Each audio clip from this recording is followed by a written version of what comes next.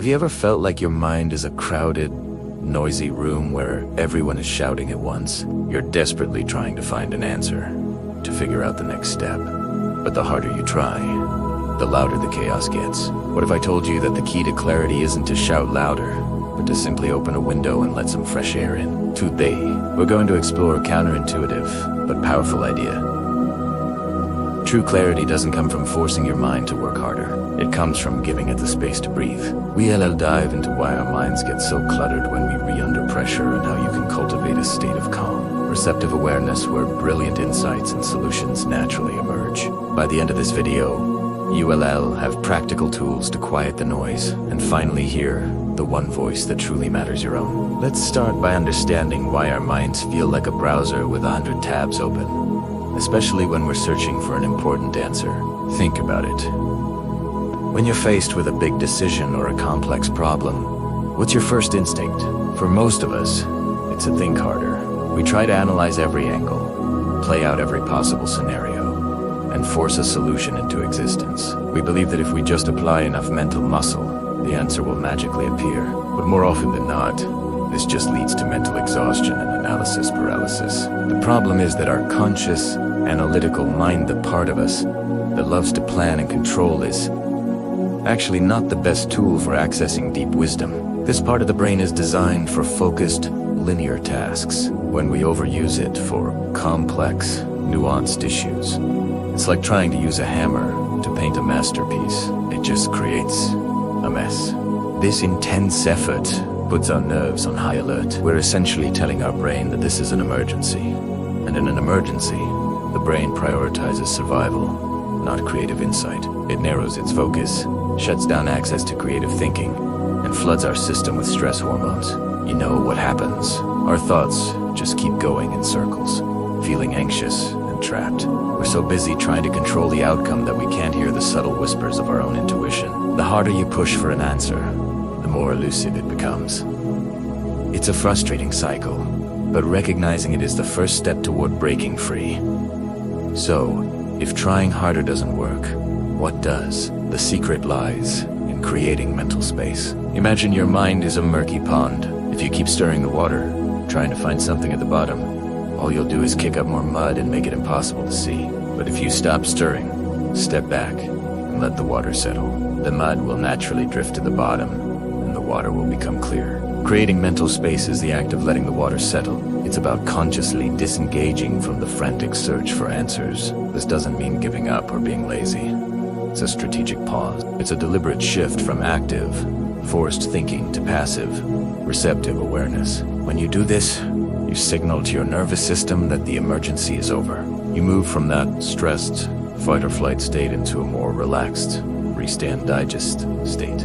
This is where the magic happens. In this calmer state, your brain changes how it operates. The prefrontal cortex, your brain's command center, quiets down a bit. This allows other parts of your brain, particularly those associated with creativity, intuition, and holistic thinking, to connect in new and unexpected ways. Suddenly, you're able to see the bigger picture. You're no longer stuck in the weeds of overanalysis. This is the state where moments are born. It's when you're in the shower, on a walk, or just about to fall asleep that the brilliant idea you were chasing all day finally pops into your head. It wasn't that you weren't trying hard enough before. It was that you were trying too hard. By creating space, you allow your subconscious mind, a vast, powerful processor, to do its best work. Now, this all sounds great in theory, but how do we actually do it? How do we create this precious mental space in our busy, demanding lives? The good news is, it doesn't require a week-long silent retreat, though that would be nice. You can start with small, simple practices that you can weave into your daily routine. One of the most effective methods is what I call purposeful pauses. Instead of pushing through your work until you're completely drained, schedule short breaks where your only goal is to disconnect. And I don't mean scrolling through social media, which just replaces one kind of noise with another. I mean truly disconnecting. Get up from your desk, stretch, look out a window, or make a cup of tea with your full attention. Feel the warmth of the mug, smell the aroma, and just be present for those few minutes. Another powerful tool is engaging in mindless, physical activities. Activities that occupy your body but free your mind are fantastic for creating space. This could be going for a walk or a run without headphones, washing the dishes, gardening, or even doodling. The rhythmic, repetitive nature of these tasks helps to quiet the analytical mind and allows your subconscious to wander. The goal isn't to solve the problem during these activities, but to forget about it entirely. Trust that your mind is working on it in the background. And of course, there's mindfulness and meditation. Even 5 minutes of focusing on your breath can be incredibly effective at calming the mental storm. The point of meditation isn't to have zero thoughts. It's to notice your thoughts without getting swept away by them. It's like sitting on the bank of a river and watching the leaves float by, rather than jumping in and getting carried downstream. Each time you bring your attention back to your breath, you're strengthening your ability to disengage from mental chatter and create that internal quiet. The key is to find what works for you and practice it consistently. As you begin to practice creating mental space, you'll start to notice a shift. ULL learn to recognize the feeling of a cluttered mind and know that it is a signal to pause, not to push. This is where you begin to cultivate a relationship with your inner self, with your intuition. Your intuition isn't a loud, demanding voice. It's often a quiet whisper, a gentle nudge, gut feeling. In a noisy mind, this voice is easily drowned out. But in the quiet space you create, you can finally hear it.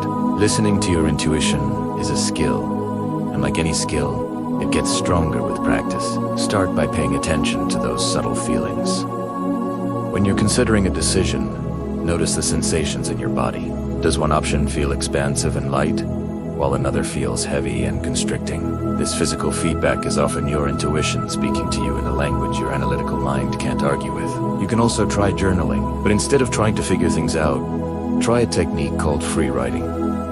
Set a timer for 10 minutes, and just write whatever comes to mind without stopping or judging it. Don't worry about grammar or making sense, just let the words flow.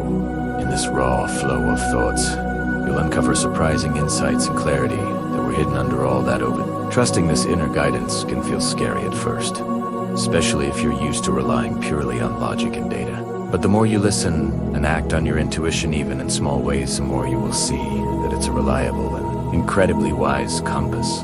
It leads you toward choices that are not just logically sound, but also aligned with your true self. This is the ultimate gift of creating mental space. It's not just about finding answers, it's about finding yourself. So, the next time you feel overwhelmed, stuck, and desperate for clarity, I want you to remember the image of the murky pond. Stop stirring! Take a step back.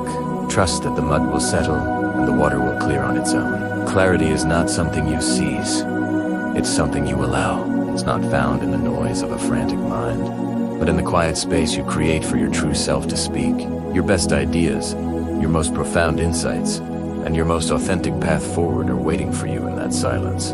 They aren't hiding from you. They're just waiting for you to get quiet enough to hear them. Start small. Take a purposeful pause today. Go for a walk without your phone. Listen. Your inner wisdom knows the way. Thank you so much for joining me today. If this video resonated with you, please give it a thumbs up and subscribe for more content on living a more mindful and intentional life. I'd love to hear in the comments what your favorite way to create mental space is. Until next time, be well.